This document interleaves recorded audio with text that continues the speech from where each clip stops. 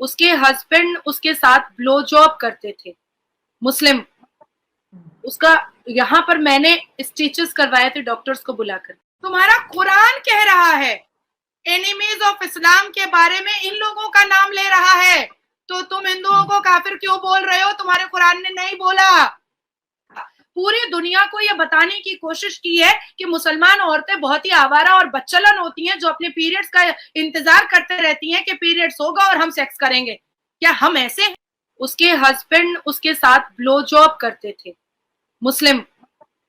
उसका यहाँ पर मैंने स्टिचेस करवाए थे डॉक्टर्स को बुला करके।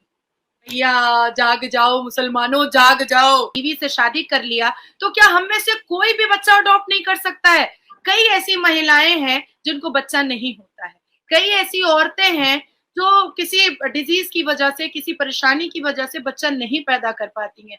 मैं अपने बारे में बात कर देती हूँ कि मैं इतने ज्यादा काम में बिजी रहती हूँ कि मैं दूसरा बच्चा पैदा करने के बारे में, और मेरे पास पति नहीं है, शौहर नहीं है, खाविंद नहीं है, पर मुझे शौक होता है कि मैं एक बच्चा अडॉप्ट कर लूं। तो मैं इस्लाम के दायरे की वजह से बच्चा अडॉप्ट नहीं कर पा रही हूँ। तो अगर एक कानून मुझे इस चीज की अनुमति देता है कि मैं बच्चा अडॉप्ट कर सकूं, किसी गरीब का बच्चा मैं गोद में उठाकर ले आऊं, कोई बच्चा जो अनाथालय में रह रहा है, जिसके पास माँ बाप नहीं है, परिवार नहीं है, अच्छी जिंदगी नहीं है, मैं उसको उठा करके मैं उसको अच्छी जिंदगी दे दूं, अपना नाम दे दूं, तो ये कौन सा गुनाह है भाई? कैसा इस्लाम है ये? जय हिंद दोस्तों। नाजिया इलाही खान ने बयां किया है कि भारत के मुसलमान और पाकिस्तान के मुसलमान किस तरह से महिलाओं के बारे में सोचते हैं। महिलाएं उनके लिए सिर्फ ऑब्जेक्ट हैं और उनको सिर्फ सेक्स के लिए यूज किया जाता है। जिस तरह से भारत की शेरनी, भारत की बेटी नाजिया इलाही खान ने सारी हकीकतें, सब सच्चाई पब्लिक के सामने रखी है, काबिले तारीफ है। इतना जिगरा तो एक लेडी के पास होना, मैं मानता हूं कि वो माता काली का रूप है। तो आप इस वीडियो में नाजिया इलाही खान को सुनिएगा, और पाकिस्तान की मशहूर एंकर हैं नैला, आप इसको भी सुनिएगा। तो आपको यहाँ पे काफी इंटरेस्टिंग इंफॉर्मेशन मिलने वाली है। अगर आप सच्चे भारतीय हैं तो चैनल को जरूर सब्सक्राइब करें। मैं आपको मिलता हूं वीडियो के एंड में। जो इंसानियत को दिखाने से भी हमें पीछे फेंकता है। कौन सा इस्लाम है ये? तो मुझे लगता है कि ऐसा कानून बहुत अच्छा है। अब बात आती है एज ऑफ मैरिज की। भाई मुसलमान पुरुष जितने भी हैं, मौलवी, मुल्ला, असदुद्दीन अवैसी, उनकी गैंग, और ये पाकिस्तान के मुसलमान औरतों को टकटकी लगाकर देखते रहते हैं। ओ बड़ी हो गई, ओ अच्छा इसका शरीर बढ़ गया, ओ इसको तो पीरियड्स हो गया, अब तो इसका निकाह हो जाना चाहिए और हमें सिर्फ इसको बिस्तर पे इस्तेमाल कर लेना चाहिए। तो अगर एज ऑफ मैरिज एक मैच्योरिटी पर जा रहा है एक कानून के द्वारा, तो मुझे लगता है कि बुरी बात तो नहीं है। औरतों का अधिकार है भाई, उनको बचपन का एक सिनेरियो उनको मजा लेने दो, जवानी का लेने दो, उनको पढ़ने दो, उनको समझने दो, उनको अपने आप को समझने दो, उनको शिक्षा हासिल करने दो। शादी तो होनी ही है, बच्चे तो पैदा होने ही है, लेकिन क्यों ऐसा है कि भाई पीरियड्स होगा और शादी कर दो? क्यों हम इतने आवारा और इतने बेबहरा है कि हम इंतजार करते रहते हैं कि भाई पीरियड्स हमारा होगा और हम सेक्स कर लेंगे? हम इतने कैरेक्टरलेस हैं। मतलब मुसलमान कौम ने हमेशा पूरी दुनिया को यह बताने की कोशिश की है कि मुसलमान औरतें बहुत ही आवारा और बच्चलन होती हैं, जो अपने पीरियड्स का इंतजार करते रहती हैं कि पीरियड्स होगा और हम सेक्स करेंगे। क्या हम ऐसे हैं? हम ऐसे तो नहीं है भाई। सनातन धर्म तो कहता है कि औरत घर को घर बनाती है। औरत अगर घर में होती है तो घर स्वर्ग लगता है। बुजुर्ग और औरत अगर घर में होती है, बच्चे घर में होते हैं, तो घर को स्वर्ग माना जाता है। ये सनातन धर्म बोलता है। तो आप ऐसी अफवाह क्यों उड़ा रहे हैं सर पे दाढ़ी टोपी रख करके कि मुसलमान औरतें और लड़कियां अगर पीरियड्स के बाद निकाह ना पड़े तो वो किसी के साथ भी जाकर सेक्स कर लेंगी? हम ऐसे तो नहीं है, हमारा चरित्र ऐसा तो नहीं है।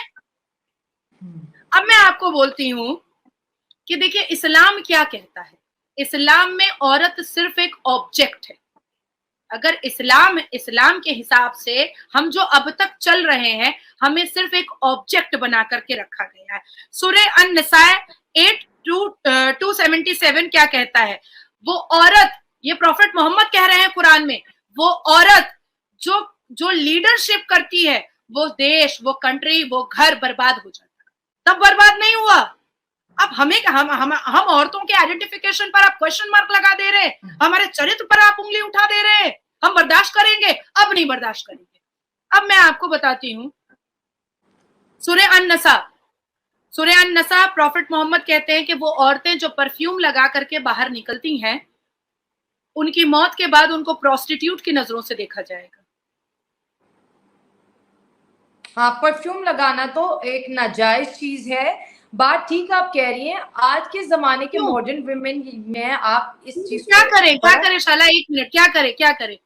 सुसु लगाकर निकले, पोटी लगाकर निकले, गोबर लगाकर निकले, क्या करें भाई? एक इंसान, मैं अपने बारे में बात करती हूँ, मैं आपके भी बारे में बात करूंगी, मैं अपने बारे में, हम दो लोग यहाँ पर बैठे हैं, मैं अपने बारे में बात कर रही हूँ। मैं सुबह 9:30 बजे निकलती हूँ, कोर्ट जाती हूँ, पब्लिक गैदरिंग में जाती हूँ, पॉलिटिकल मीटिंग करती हूँ, चैम्बर में बैठती हूँ। भाई पसीना निकलता है, हम पसीने में भीग सकते हैं, सामने वाले को गंध आ सकती है, तो परफ्यूम स्प्रे करते हैं, तो उससे मैं प्रोस्टिट्यूट हो गई? आप रोड शो करती हैं, आप हजारों लाखों लोगों के भीड़ में जाकर के आप पसीने पसीने हो जाती हैं, मैंने कई बार देखा है कि आप अपने बाल वाल भी बांध लेती हैं, तो क्या आप प्रोस्टिट्यूट हो गई अगर आपने इत्र और परफ्यूम लगा लिया? तो क्यों? ये कौन सा परफ्यूम का वो क्या करे? नहीं, जो क्रेजी है परफ्यूम लगाने का वो क्या करे? ऑन दी अदर हैंड, नहीं, ऑन दी अदर हैंड, मर्द, यही कुरान कह रहा है और यही सूरा कह रहा है कि मर्द लगा सकते हैं। हाँ, मर्द लगा सकते, यही कुरान लगा सकता है, मर्द लगा सकते। हाँ, मर्द लगा, ठीक है। अच्छा, योगी महाराज कानून की बात कही, अब असदुद्दीन अवैसी मुसलमान, पाकिस्तान सबको बहुत बुरा लग गया, अरे अरे गेरुआ कपड़ा पहन करके योगी महाराज जी ने इतनी बड़ी बात कह दी, वो तो हिंदू है, वो तो काफिर है। भैया जाग जाओ मुसलमानों, जाग जाओ। Enemies of Islam, enemies of Islam, Abu Jahl, Abu Lahab, Hind bint Utba, Wahshi slave and Abu Sufyan of Mecca, enemies of Islam. यहाँ तो नहीं लिखा हुआ है, यहाँ तो किसी हिंदू का नाम नहीं लिखा हुआ है, ये तो कुरान कह रहा है एनिमीज ऑफ इस्लाम। तो तुम कौन सा काफिर बोल रहे हो? किसको बोल रहे हो? कहाँ बोल रहे हो? क्यों बोल रहे हो? तुम्हारा कुरान कह रहा है एनिमीज ऑफ इस्लाम के बारे में, इन लोगों का नाम ले रहा है, तो तुम हिंदुओं को काफिर क्यों बोल रहे हो? तुम्हारे कुरान ने नहीं बोला। सही बात है। ये मैं चीज बताती हूँ आपको नाज़िया जी, जब मैं रोड शो पे जाती हूँ बेसिकली, मैं कल जो मैंने देखा, मैं बहुत ज्यादा डर गई। महंगाई, क्योंकि हम कानून पे ऊपर बात आएंगे, यूनिफॉर्म सिविल कोड पे और शरिया की अगर हम बात करेंगे, अगर मैं इंडिया के मुसलमानों और यहाँ की पॉलिटिक्स क्या है मैं कभी आई नहीं, लेकिन जो मैंने ऑब्जर्व किया है, सियासत को दीन के साथ ऐसा जोड़ दिया है, ऐसा मटेरियल बना दिया है कि मैं कहती हूँ अल्लाह के नबी के नाम पे, खाना काबा मक्का मदीना के नाम पर वोट मांगा जा रहा है, लोगों को जिसे एक्सट्रीम किया जा रहा है। और मैं कहती हूँ कि लोग हमारे मुआशरे में, ये मर्द हमारे घरों में जाएंगे, ये क्या हाल करेंगे विमेंस का, मुझे नहीं पता है। लेकिन शरिया के बगैर, मर्द कहता है ऐसे जैसे मेरे तन पे कपड़ा नहीं, शरिया के बगैर एक औरत ऐसे जैसे वो आज पैदा ही नहीं हुई। हमारा हर चीज शरिया के अंदर धस चुका है। जैसे योगी आदित्यनाथ की बात, उन्होंने कहा कि कोई शरिया नहीं है, एक कानून चलेगा, तो मुसलमान तो शरिया के बगैर ऐसे जैसे उसने कपड़ा ही नहीं पहना होगा, तो ये भारत के अंदर मुसलमान कैसे चलेंगे? वो तो किसी अंग्रेजी कानून को नहीं मानते, किसी भारतीय कानून को नहीं मानते, उनको तो इंसाफ सिर्फ शरिया में ही दिखता है। अब शरिया नहीं होगा तो मुसलमान कहाँ जाएगा? और वो जो मुस्लिम वक्फ बोर्ड है वो कहाँ पर जाएगा? और ऐसे बहुत से इदारे जो स्पेसिफिकली मुस्लिम लोगों के लिए बनाए गए, अब तो कानून एक आ गया, तो आपने कितने लोगों को बेरोजगार कर दिया, ये जरा सोच लें आप। कितने मौलाना को बेरोजगार कर दिया, कितनी ऑर्गेनाइजेशन को बंद कर दिया। किसने कहा कि शरिया लॉ और मुसलमान जो है वो ब्रिटिश को नहीं मानते? British Raj, the British Raj passed शरीयत act 1937 with Jinnah is followed in India in matters related to marriage, divorce and succession among Muslim. 1937 का जो शरिया लॉ बनाया हुआ है, जो आपके पाकिस्तान में और हमारे हिंदुस्तान में चलाने के लिए चूड़ियां तोड़ रहे हैं मुल्ला मौलवी, चूड़ियां तोड़ रहे हैं, अपने सिंदूर उजाड़ रहे हैं। क्यों?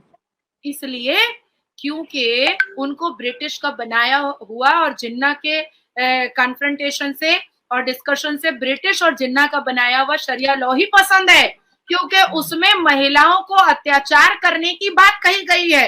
क्योंकि उस 1937 के शरिया लॉ में ब्रिटिश और जिन्ना ने महिलाओं को डिप्राइव करना, एड़ियों में कुचलना, महिलाओं को कैद करना, महिलाओं को आवारा बच्चलन बोलना, मुस्लिम महिलाओं के कैरेक्टर को खराब साबित करना, उनको लूज कैरेक्टर साबित करना, यही सारी चीजें लिखी हुई हैं।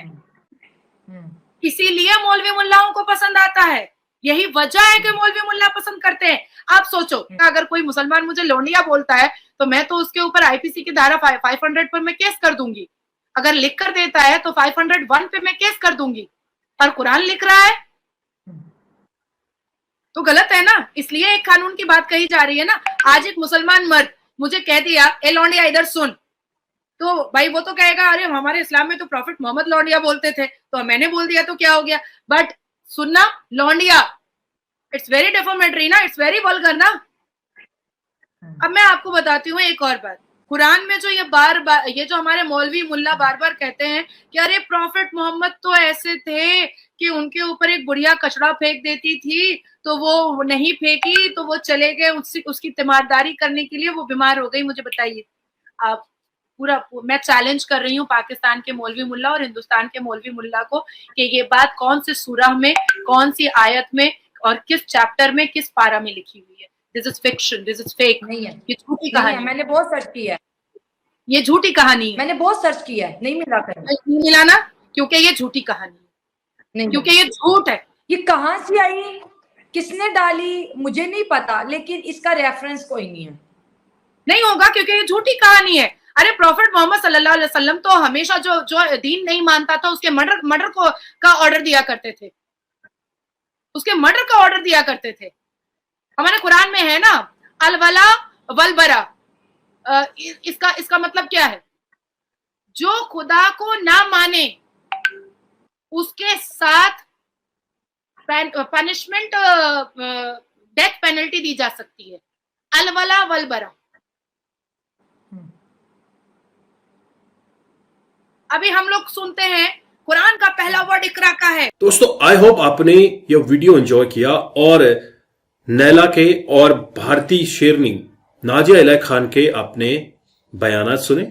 आपको काफी हकीकतें सामने आई होंगी, किस तरह से मुसलमान औरत को समझते हैं, उसको एक ऑब्जेक्ट की तरह समझते हैं, और औरतों का मुस्लिम समुदाय में कितना योगदान है आप ये भी समझ पा रहे हैं। और वहीं पाकिस्तान की बात करें तो पाकिस्तान में औरतों को घर की चार दीवारी के अंदर रखा जाता है, जिसको वह अपने एंजॉयमेंट के लिए यूज कर सकते हैं।